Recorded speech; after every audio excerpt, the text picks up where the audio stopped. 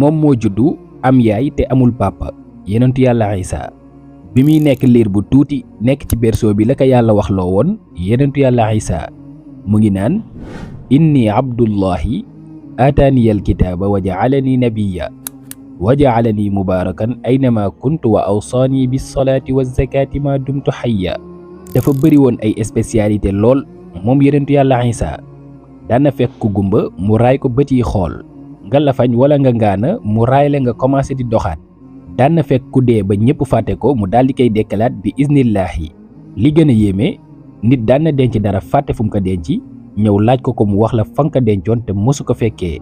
moom la alquran di wax naan wa ubrihul akmaha wal abrasa wa uhyil mawta bi isnillah wa unabbi'ukum bima ta'kuluuna wa ma taddaxiruuna fi buyutikum